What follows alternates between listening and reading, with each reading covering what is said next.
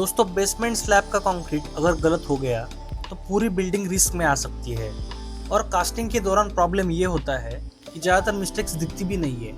तो आज की इस वीडियो में हम बेसमेंट स्लैब की कंक्रीटिंग की जो प्रोसेस है वो स्टेप बाय स्टेप देखने वाले हैं। और इसके अलावा हर स्टेप में होने वाली डेंजरस मिस्टेक्स भी हम यहाँ पे देखेंगे। तो स्लैब कास्टिंग की प्रोसेस में सबसे पहला स्टेप रहता है कि कंक्रीट पंप का जगह पे सेटअप करना।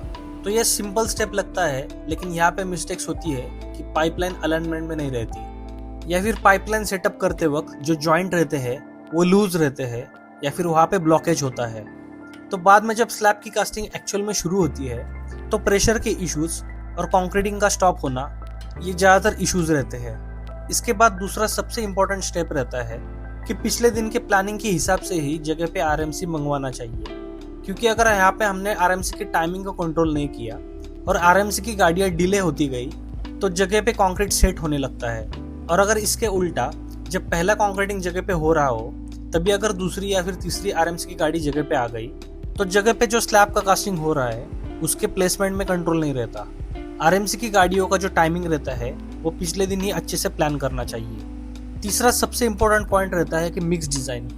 तो ये आरएमसी जगह पे आने से पहले आरसीसी ड्राइंग के अकॉर्डिंग डिसाइड होता है कि जो कंक्रीट के मिक्स डिजाइन का ग्रेड रहेगा वो क्या रहेगा। तो आरसीसी ड्राइंग पे फ्लोर के हिसाब से ये मेंशन किया होता है। तो आरएमसी आने के बाद साइट पर कभी भी पानी ऐड नहीं करना चाहिए, क्योंकि वो कंस्ट्रक्शन साइट पर मिक्स डिजाइन के हिसाब से ही आया होता है। अगर स्लैब कास्टिंग के दौरान फ्लो बढ़ाने के लिए अगर पानी बढ़ाया तो कंक्रीट की स्ट्रेंथ कम हो सकती है, और इसके उल्टा अगर कंक्रीट मिक्स में पानी कम हो तो उसकी स्ट्रेंथ बढ़ेगी लेकिन उसकी फ्लोएबिलिटी और वर्केबिलिटी कम हो जाएगी। तो इन दोनों केसेस में हमें आने वाले आरएमसी अच्छे से चेक करने चाहिए। तो ये सबसे डेंजरस मिस्टेक्स है, क्योंकि ये अंदर से स्लैब को वीक कर सकता है। फिर अगले स्टेप में कंक्रीट पंप का यूज करके जगह पे कंक्रीटिंग करना शुरू किया जाता है। यहाँ पे मिस्टेक होती है कि जो कंक्रीट का फ्लो रहता है वो अनकंट्रोल्ड रहता है। इससे जगह पे सेग्रीगेशन होती है, सीमेंट और एग्रीगेट सेपरेट हो सकते हैं, और इसीलिए जैसे जैसे रिक्वायर्ड है वैसे ही कंक्रीट का फ्लो रहना चाहिए। नेक्स्ट स्टेप में जब कंक्रीट जगह पे कोर होता रहता है तब हवा के कारण कंक्रीट के बीच में एयर पॉकेट्स रहते हैं। तो इन एयर पॉकेट्स को अच्छे से रिमूव करने के लिए निडल वाइब्रेटर का यूज किया जाता है। तो यहाँ पे मिस्टेक होती है कि वाइब्रेशन स्किप करना या फिर इम्प्रॉपर देना। तो अच्छे से अगर निडल वाइब्रेटर का यूज करके कंक्रीट को वाइब्रेशन नहीं दिया तो बाद में जाके कंक्रीट में क्रैक्स और हनीकॉम्बिंग हो सकता है, और ये कंक्रीट के स्ट्रेंथ के लिए बिल्कुल अच्छा नहीं रहता। इसके बाद स्टेप 6 में स्लैब का जो रिक्वायर्ड लेवल है वो चेक किया जाता है। उसके लिए बार या फिर स्टिक का यूज किया जाता है, जिसे लोकल लैंग्वेज में कांडा भी कहते हैं। तो यहाँ पे मिस्टेक होती है कि स्लैब की जो लेवल है वो चेक नहीं की जाती, और अनइवन लेवल की वजह से बाद में वाटरप्रूफिंग फेल होता है, लीकेज होता है, या फिर एक्स्ट्रा स्लैब तोड़ना पड़ सकता है। इस स्टिक के ऊपर उसकी थिकनेस की लेवल मार्क की जाती है, जैसे कि कुछ जगह पे थिकनेस 125 mm होता है तो कहीं पर 150 mm हो सकता है।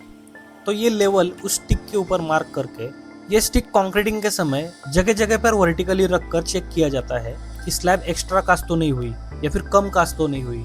और एक बार डिजायर्ड लेवल मिलने के बाद फाइनल स्टेप 7 में इस स्लैब की स्क्रीडिंग होती है। तो स्क्रीडर की मदद से स्लैब का जो टॉप लेवल होता है वो फिनिश किया जाता है, ताकि जगह पे अनइवन सरफेस ना रहे। तो यहाँ पर अगर मिस्टेक हो गई तो स्लैब का फिनिशिंग प्रॉपर नहीं रहेगा।